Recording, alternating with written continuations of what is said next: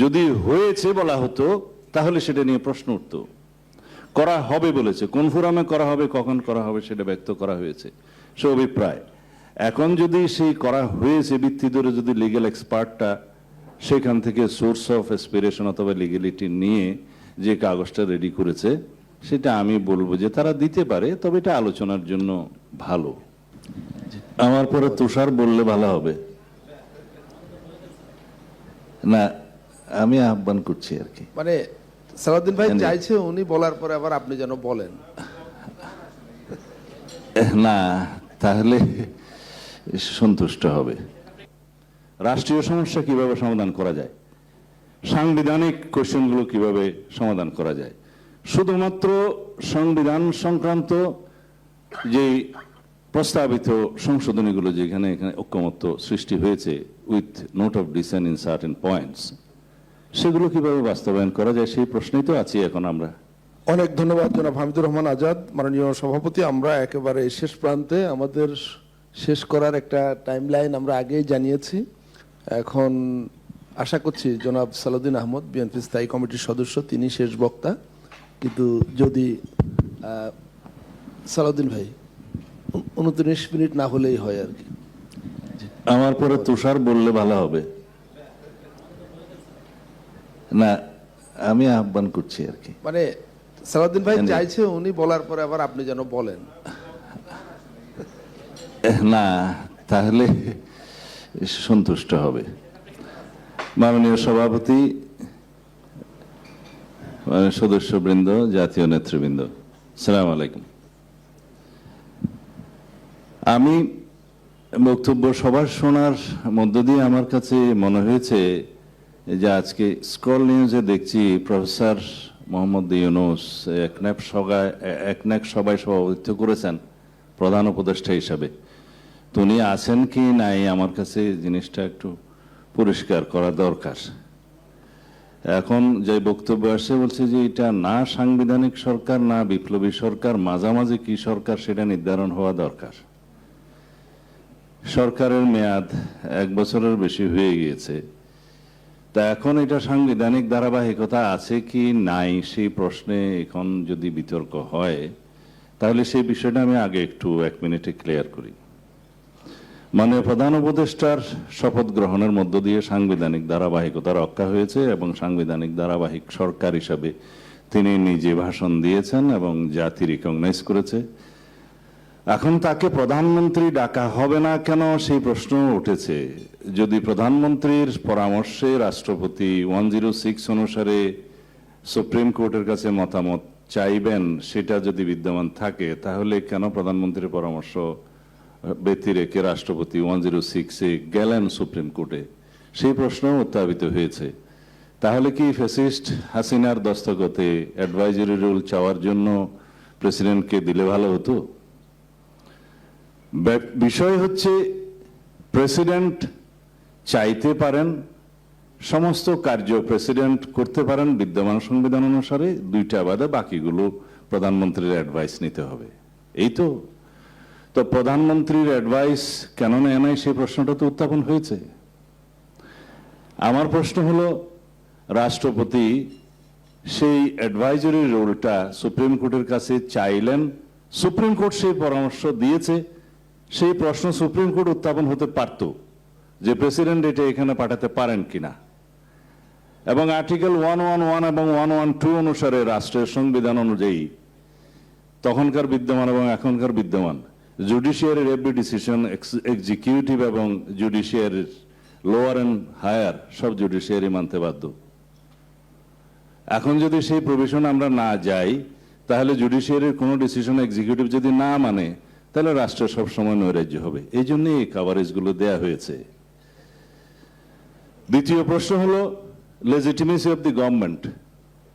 এটাকে যেই নামেই ডাকা হোক, প্রধান উপদেষ্টা হিসাবে অন্তর্বর্তীকালীন সরকারের এবং অন্যান্য উপদেষ্টাদের শপথ গ্রহণ করানোর জন্য সুপ্রিম কোর্ট মতামত দিয়েছে। সরকারটা হচ্ছে ইন্টারিম গভর্নমেন্ট, কিন্তু সরকার প্রধানের নাম হচ্ছে প্রধান উপদেষ্টা ডেজিগনেশন এবং অন্যান্য উপদেষ্টা, সেই নামেই সরকার চলছে। এবং এই লেজিটিমেসি নিয়ে একটা রিট একজন সুপ্রিম কোর্টের লয়ার করেছিলেন বলে আমি শুনেছি, সেটা হার্ড হয় নাই। কিন্তু এই ডিসিশনটা জুডিশিয়ারি যদি দিত তাহলে ভালো হতো। এখন ইন্টারিম গভর্নমেন্টের শপথ গ্রহণের জন্য যে সুপ্রিম কোর্ট মতামত দিয়েছে, সেটার ইন্টারপ্রিটেশন তাদের কাছেই তো আবার যাবে। তারা রিভিউ করে কি বলবে যে আমরা যে মতামত দিয়েছিলাম সেটা ইনভ্যালিড? তাহলে রাষ্ট্রটা কোথায় দাঁড়ায়? কনস্টিটিউশনাল ভ্যাকুয়াম সৃষ্টি হয়। সেটার বেনিফিশিয়ারি কে হবে? এটার কনসিকুয়েন্স কি হবে? আমরা কি কখনো চিন্তা করেছি? আর বলা হচ্ছে এটা বিপ্লবী সরকার যেহেতু হয় নাই, সাংবিধানিক সরকারও যেহেতু হয় কিনা আছে কিনা জানি না, কেউ বলেছে এই যে মধ্যবর্তী সরকার মানে এটা অভিপ্রায়ের সরকার। সেই অভিপ্রায়টা কোথায় ব্যক্ত হয়েছে বলছেন যে জুলাই ঘোষণাপত্রে উল্লেখ আছে, এবং সেই ঘোষণাপত্র অনুসারে আজকে আপনারা লিগ্যাল এক্সপার্টদের যে কাগজটা দিয়েছেন সেটা আমাদের সামনে আছে, রেফারেন্সটা ওখানে নিয়েছে। একজন বলেছেন এটার সোর্স অফ পাওয়ার কি, ভ্যালিডিটি কি। আমার এক ভাই বলেছেন এটা হচ্ছে সোর্স অফ অ্যাসপিরেশন অথবা লিগ্যালিটি। কোনটা? জুলাই ঘোষণাপত্র সোর্স অফ অ্যাসপিরেশন হতে পারে, বাট এটার কোনো লিগ্যালিটি এখনো নাই। সেখানে আমি আর্টিকেল বলতে চাই না, অনেকে আপনারা ঘোষণাপত্রেরটা আর্টিকেল বলেছেন। দফা 22, 25 এবং 27 তিনটা জায়গায় তিনভাবে এই জিনিসগুলো বিবৃত আছে, কিন্তু মূল বক্তব্য একটা হচ্ছে নিয়মতান্ত্রিক পদ্ধতিতে বাংলাদেশের জনগণ সংবিধানের গণতান্ত্রিক সংস্কারের অভিপ্রায় ব্যক্ত করছে, এবং 25 বলছে আয়োজিতব্য জাতীয় সংসদ নির্বাচনের মাধ্যমে গঠিত জাতীয় সংসদে প্রতিশ্রুত প্রয়োজনীয় সাংবিধানিক সংস্কারের মাধ্যমে মানুষের প্রত্যাশা পূরণের অভিপ্রায় ব্যক্ত করছে। 27 বলছে যে এই ঘোষণাপত্র এবং গণ অভ্যুত্থানের, ওখানে ঘোষণাপত্র নাই, গণ অভ্যুত্থান 2024 উপযুক্ত রাষ্ট্রীয় এবং সাংবিধানিক স্বীকৃতি প্রদান করা হবে। পরবর্তী নির্বাচনে নির্বাচিত সরকারের সংস্কারকৃত সংবিধানে, এখানে সরকারের শব্দটা ভুল লেখা হয়েছে, পরবর্তী নির্বাচনে নির্বাচিত সংসদে হবে, সেটা ঘোষণাপত্রে এই শব্দটি ভুল। সংবিধানের তফসিলে এই ঘোষণাপত্র সন্নিবেশিত করা হবে। এগুলো তো সব করা হবে, হয়েছে নয়। যদি হয়েছে বলা হতো তাহলে সেটা নিয়ে প্রশ্ন উঠতো। করা হবে বলেছে, কোন ফোরামে করা হবে, কখন করা হবে সেটা ব্যক্ত করা হয়েছে, সে অভিপ্রায়। এখন যদি সেই করা হয়েছে ভিত্তি ধরে যদি লিগ্যাল এক্সপার্টটা সেখান থেকে সোর্স অফ অ্যাসপিরেশন অথবা লিগ্যালিটি নিয়ে যে কাগজটা রেডি করেছে, সেটা আমি বলবো যে তারা দিতে পারে, তবে এটা আলোচনার জন্য ভালো। এখন প্রশ্ন আসছে এই সাংবিধানিক ধারাবাহিকতা আমরা আছি কিনা, সেই প্রশ্ন আমরা আগে দিয়েছি, আছি। দ্বিতীয় প্রশ্ন হচ্ছে জুলাই ঘোষণাপত্র ঐতিহাসিক এবং জাতীয় ঘোষণা, সেই দফাগুলো এখানে উল্লেখ করা কতটা রিলেভেন্ট? আমি মনে করি রিলেভেন্ট, বিকজ এই ঘোষণাপত্র জাতির সামনে একটা বিশাল আনুষ্ঠানিকতার মধ্য দিয়ে যে প্রকাশিত হয়েছে, এই অভিপ্রায়গুলো তো জনগণ ব্যক্ত করেছে। সুতরাং এই ঘোষণাপত্রটা ঠিক, কিন্তু সেটা ধারণ করার জন্য, কন্টেইন করার জন্য প্রসেস বলা আছে, সময় বলা আছে, ফোরাম বলা আছে। এইটার বিরোধিতা করে আমরা দুই একজন হয়তো প্রেসে অথবা রাস্তায় কথা বলতে পারি, স্বাধীনতা আছে, কিন্তু সারা জাতি তো এটাকে, এই ঘোষণাপত্রকে ধারণ করে, এই সেন্টিমেন্টটাকে ধারণ করে। গণ অভ্যুত্থানের সেন্টিমেন্ট এটা, অভিপ্রায় এটা। প্রশ্ন আসলো এই সরকারকে আমরা যে নামেই ডাকি, ইন্টারিম, প্রধান উপদেষ্টা, অন্যান্য উপদেষ্টা, প্রধান উপদেষ্টা রাষ্ট্র পরিচালনা করছেন কিনা নির্বাহী প্রধান হিসেবে? করছেন। এই নির্বাহী প্রধানকে নির্বাহী প্রধান হিসেবে রাষ্ট্র পরিচালনার বিষয়ে চ্যালেঞ্জড হওয়ার পরে জুডিশিয়ারি থেকে যদি কোনো ডিসিশন আসতো, তাহলে আমরা এই কোয়েশ্চনটা নিয়ে আগাতে পারতাম। সেটা তো আসেনি। তিনি এই সংস্কার কমিশন গঠন করেছেন, তিনি এই ঐক্যমত্য কমিশন গঠন করেছেন।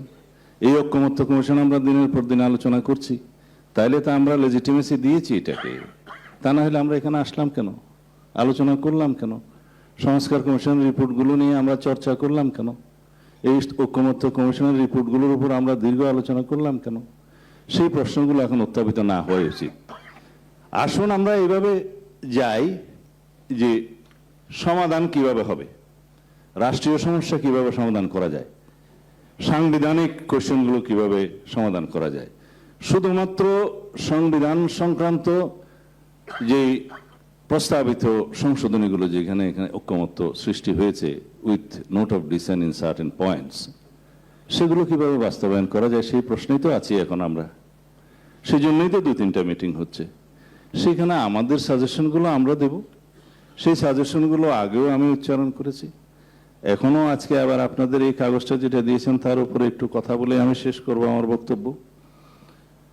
প্রথম বলছেন, the legal experts panel is advising the NCC to recommend to the interim government to the following measures. এখানেই তো বলা আছে উদ্দেশ্যটা, to recommend to the interim government। আপনারা রিকমেন্ড করবেন মতামতগুলো, সিদ্ধান্ত তো দিচ্ছেন না। সেই রিকমেন্ডেশনগুলোর জন্য 3টা বিষয় আলোচনার বিবেচনার জন্য ধরা হয়েছে। The interim government may enact a constitution order, আগে স্পেশাল কনস্টিটিউশন অর্ডার বলছিল, এখন কনস্টিটিউশন অর্ডার বলছে, under the authority of article 22। এটা আর্টিকেল হবে না, জুলাই ঘোষণাপত্রের কথা বলছে। এখন বলছে সেই চার্টারের কথা, বলছে the constitution order will be immediately effective. এর উপরে আমি কথা বলবো। ইমিডিয়েটলি যদি ধরে নিলাম তর্কের সাথে যে কনস্টিটিউশন অর্ডারটা ইস্যু হলো, যেই করলো যেভাবে করলো ঐকমত্যের ভিত্তিতে হলো, বলা হচ্ছে ইমিডিয়েট ইফেক্টিভ হবে। তো এখানে কনস্টিটিউশনের 19টা বিষয়ে যদি এখনই ইফেক্টিভ ধরে নেওয়া হয়, তাহলে এই কনস্টিটিউশনটা অ্যামেন্ড হয়ে গেল। সেইটা কারা লেজিটিমেসি দেবে, এর ভিত্তিতে কারা জুডিশিয়ারিতে যাবে, এর ভিত্তিতে কারা রাষ্ট্র পরিচালনা করবে, তাদের সেই লেজিটিমেসিটা যদি আমরা এই ফোরাম থেকে অ্যাপ্রুভ করি, সেটা আগামীকালকে জুডিশিয়ারিতে চ্যালেঞ্জড হবে না, আমরা কি কেউ বলতে পারি? তখন কি আদেশটা আসবে, সেই প্রশ্নের জন্যই আমরা আর্টিকেল 106 সুপ্রিম কোর্টের মতামতের জন্য বলছি যে এই government supreme special constitutional order অথবা এক্সট্রা কনস্টিটিউশনাল অর্ডার অথবা কনস্টিটিউশনাল অর্ডার অথবা অন্য কোনোভাবে এই সংবিধানের পরিবর্তন আনতে পারেন কিনা। এক নাম্বার 2-তে যাই, the constitutional order may thereafter be put to a referendum to be held on the same date as the next general election. The constitutional order may include the provision for referendum. আসুন referendum নিয়ে 2টা কথা বলি। যদি এই constitutional অর্ডারটা issue হলো, সবাই অনুমোদন করলো, এখানে এটা রেফারেন্ডাম নেক্সট জাতীয় সংসদ ইলেকশনের একই দিনে আরেকটা ব্যালট দিয়ে রেফারেন্ডাম নেওয়ার কথা বলা হচ্ছে। এখানে 2টা দিক থাকতে পারে। সংসদ নির্বাচনে সংসদ সদস্যদেরকে ভোট দেওয়ার মধ্য দিয়ে ন্যাশনালি যে ভোটটা কাউন্ট হবে, যারা ভোট প্রদান করবেন তার মধ্যে মেজরিটি পিপুল যদি রেফারেন্ডামের পক্ষে ভোট দেয়, মানে এই সংস্কারের পক্ষে, সেটা ইয়েস বলা হবে। তো মেজরিটি ভোটার যারা ভোট যারা পাবে তারাই সরকার গঠন করবে। তো সাপোজ ধরে নিলাম জোট অথবা দল, তাহলে সেটা তো এমনিতেই এই প্রতিশ্রুতির মধ্যে আছে, তারা বাস্তবায়ন করবে। রেফারেন্ডাম দিয়ে এটা একটু ডবলের লাগা হলো, যে শক্ত করা হলো, মানলাম। সেই রেফারেন্ডাম তো অবশ্যই আমাদেরকে ফেস করতে হবে, কারণ যে সংস্কারগুলো আমরা প্রস্তাব করছি, যে সংশোধনীগুলো, সেখানে মৌলিক বিষয়গুলো আছে, সেগুলো অ্যাপ্রুভাল নিতে গেলে অবশ্যই কনস্টিটিউশনের আগের প্রভিশন যেহেতু ফেরত এসছে, আর্টিকেল 142 রিইনস্টেট হয়েছে, ধরে নিলাম 15th অ্যামেন্ডমেন্টের জাজমেন্টের মধ্য দিয়ে, সেখানে তো রেফারেন্ডাম অবশ্যই যাবে। তো বিফোর রেফারেন্ডাম এবং আবার আফটার রেফারেন্ডাম 2টাতে যাবেন, ডিসাইড করতে হবে। After referendum is a must, কারণ ওখানে মৌলিক সংশোধনীগুলো আসবে, সেগুলো অ্যাপ্রুভালের জন্য ফাইনাল অথরিটি হিসেবে জনগণের কাছে যেতে হবে। আর্টিকেল 142 অনুসারে কয়টা রেফারেন্ডাম করবেন চিন্তা করেন। থার্ডে আসি, if the constitutional order receives the assent of the people through a referendum, it will be validated with effect from the date of its enactment. That means আজকে যদি এটাকে আপনি উইথ ইফেক্ট দেন ফ্রম টু ডেট, সেটা সেই date থেকে কার্যকরী হবে। তবে সেই ডেট থেকে যদি কার্যকরী হয়, কনস্টিটিউশনের ওই প্রভিশনসগুলো সেই ডেট থেকে অ্যামেন্ডেড হয়ে গেল, ধরে নেওয়া হলো, এবং তারপর থেকে জুডিশিয়ারি এবং অ্যাডমিনিস্ট্রেশন সেই ডেট থেকে এর উপরে কাজ করবে, ধরে নেওয়া হবে, তখন কি রকমের ওভারল্যাপিং এবং কি রকমের ইন্টারপ্রিটেশন আসবে সেটা এখন আমি বলতে চাই না।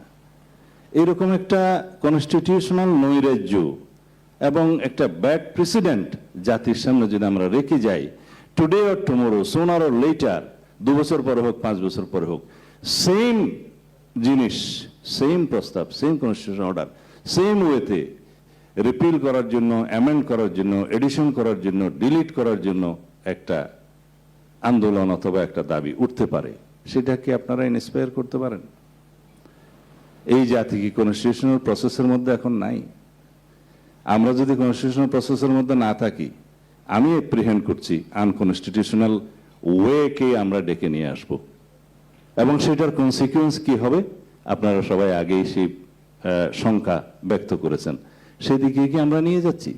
সুতরাং আসুন আমরা এখানে কি বিষয়ে বলছে যে 106 এর কোশ্চেনটা কি হবে, রেফারেন্ডামের কোশ্চেনটা যদি হয়, রেফারেন্ডাম কোশ্চেনটা কি হবে? 106 এর কোশ্চেনটা এটা হতে পারে যে whether any provision of the constitution can be amended অথবা repealed or addition to the constitution অথবা any constitutional order can be made by the interim government or any other authority, অথবা অন্য কোনো ওয়েতে সেটা করা যায় কিনা। শুধু এই একটা কোয়েশ্চেন নিয়ে আমরা যাই, যদি জুডিশিয়ারি মতামত দেয়, তখন এটা তো চ্যালেঞ্জ করার কথা বলছে যে লেটার অন কেউ চ্যালেঞ্জ করবে, তখন তো সেই জুডিশিয়ারির কাছেই যাবে। তখন জুডিশিয়ারির জবাব হবে যে আমাদের কাছে মতামত নিতে এসেছিল, আমরা মনে করেছি যে এটা ওভাবে করা যায়। তখন তারা তো তারা মতামতের বাইরে যে আনকনস্টিটিউশনালিটিটা অ্যালাউ করবে না। এখন এখানে অনেকে প্রশ্ন তুলছেন যে এই বিষয়টা কিভাবে আপনি ভ্যালিডিটি দেবেন। অনেকে সেই ঘুরে ফিরে কি বলে যে matter which is otherwise not legal, necessity makes it legal and lawful. অনেকে সেটা বলে যে আরো দুইটা ডক্ট্রিন আছে যে safety of the people is the supreme law and also safety of the state is the supreme law. এগুলো মাথায় রেখেই তো তারা অ্যাডভাইজারি রোলটা দিবে। সুতরাং এগুলো তো আমাদের আর পুনরায় উল্লেখ করার দরকার নেই। এখন জুডিশিয়ারি কি বলতে পারে না বলতে পারে, সেই জন্য আমরা জুডিশিয়ারির কাছে যদি যেতে না চাই, তাহলে আমরা কি এই লিগ্যালিটিটা এখানে বসে দিয়ে দিতে পারবো? সেটা কি পরে চ্যালেঞ্জড হবে না? এটা ব্যাড প্রেসিডেন্ট হবে না? এমন কিছু জিনিসকে আমরা অ্যালাউ করতে পারি যে 2 দিন পরে সেটা ঠিকবে না? তাহলে কি আমরা আনসার্টেনিটিটাকে ঝুলিয়ে রাখবো না?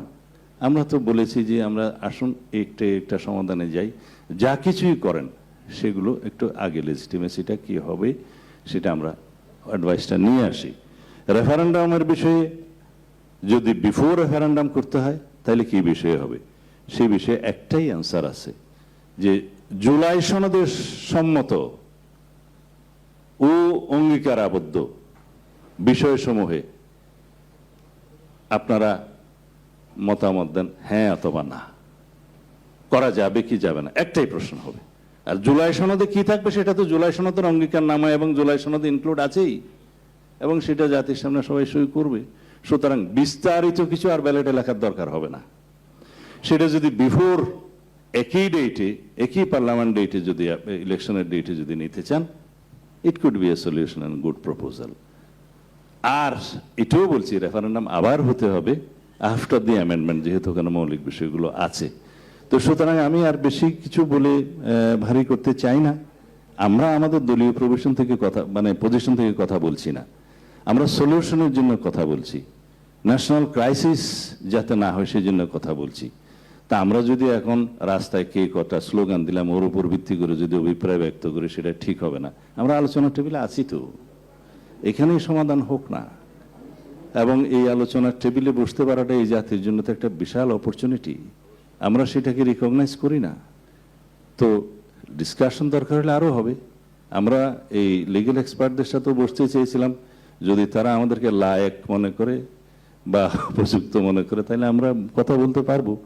অথবা মাননীয় প্রধান উপদেষ্টাকে আমরা আহ্বান করেছিলাম যদি তিনি ছোট ছোট ক্যামেরা মিটিং করেও যদি অ্যাডভাইস নিতে চায় আমরা সেখানেও অংশগ্রহণ করব। আমরা একটা পয়েন্টে আসি, একটা ডিসিশনে আসি, আমরা এই জাতিটাকে বাঁচাই, আমরা স্বৈরাচারের পুনর্বাসন অথবা প্রত্যাবর্তনকে যেন এনকারেজ না করি, আনকনস্টিটিউশনাল কোনো শক্তিকে যেন আমরা আসার সুযোগ করে না দেই। আমরা অনেক কষ্টে অনেক রক্তের বিনিময়ে আজকে এখানে এসেছি। Let us have a discussion. আমরা we should come to a point, এবং সেই পয়েন্টটা এমন একটা লিগ্যালিটির মধ্যে দিয়ে যেতে হবে যাতে ভবিষ্যতে এটা নিয়ে কেউ আর কোয়েশ্চেন না তুলতে পারে। Thank you very much. আসসালামু আলাইকুম। ধন্যবাদ জনাব সালাউদ্দিন আহমদ। আমি মাননীয় সহসভাপতির কাছে যাচ্ছি। আমরা 5টা বাজতে আর 5 মিনিট মতো আছে, 5টার মধ্যে আমাদের শেষ করবার কথা। আমার ধারণা আর এরপরে আর ফ্লোরে আর কেউ বলবার নেই। জি, ধন্যবাদ মনির। সময়ের স্বল্পতার বিবেচনায় যেহেতু আমরা 5টায় আমাদেরকে রুমটা ছাড়তে হবে বিভিন্ন কারণে, এবং আজকের আলোচনায় আমাদের দিক থেকে আমরা বিভিন্ন রকম প্রস্তাব, আমাদের বিশেষজ্ঞ প্যানেলের আগের প্রস্তাবের বিস্তারিত তারা যেটা দিয়েছেন সেটা আমরা উপস্থাপন করেছি। আপনারা আপনাদের বক্তব্য বলেছেন। অনেকেই যেটা বলেছেন, যেহেতু এটা নতুন প্রস্তাব, মানে বিস্তারিত অর্থে নতুন প্রস্তাব, এর বাইরেও অন্যান্য প্রস্তাবগুলো কাছাকাছি আসার চেষ্টা করার জন্য কিছুটা সময় দেওয়া দরকার। আমি সকলের দিকেই বলেছি যে এই আলোচনার পর আমাদের একটা গ্যাপ দিতে হবে, কারণ হচ্ছে প্রধান উপদেষ্টাও বাইরে যাচ্ছেন, আরও অন্য অনেকে হয়তো বিভিন্ন রকম ব্যস্ততা, কিন্তু সর্বোপরি যেটা আপনাদের পক্ষ থেকে বলা হয়েছে, যেটা আমরা গুরুত্বপূর্ণ বিবেচনা করছি, যে এটা নিয়ে একটু সময় নিয়ে 2 দিনের ব্রেকে হচ্ছে না। তো আপনারা আলোচনাটা অব্যাহত রাখুন। আমরা পরবর্তী সময়ে সম্ভবত অক্টোবরের প্রথম দিকে বসতে হবে। দিন 10 সময় দিলে বোধহয় আপনাদের জন্য সহজতর হবে বিষয়টা। যেহেতু আমি আবারও বলি, 1 মাসের পুরোটা নেয়ার কোনো ইচ্ছা, আগ্রহ, উদ্দেশ্য আমাদের নেই। এটা নিশ্চয়ই, ফলে আমরা এটা ড্র্যাগ করছি না, কিন্তু আমরা অক্টোবরের প্রথম দিকে বসছি। এর মধ্যে আমরা অনানুষ্ঠানিকভাবে যোগাযোগটা রাখবো আপনাদের সাথে। আপনারাও প্রয়োজন বোধ করলে আমাদের সাথে যোগাযোগ করবেন, কোথাও কোনো রকম ব্যাখ্যার প্রয়োজন হলে। আমাদের এক জায়গায় আসতে হবে, সেই জায়গাটার জন্য যতটা আন্তরিক প্রচেষ্টা দরকার আপনারা করছেন, আমাদের দিক থেকে আমরা করছি। তো আবার আপনাদের সাথে যোগাযোগ থাকবে। পরবর্তী তারিখটা আমরা খুব শীঘ্রই আপনাদেরকে জানিয়ে দিতে পারবো। এই বলে আমি আজকের মতো আমাদের এই বৈঠকের মুলতবি করছি। ধন্যবাদ।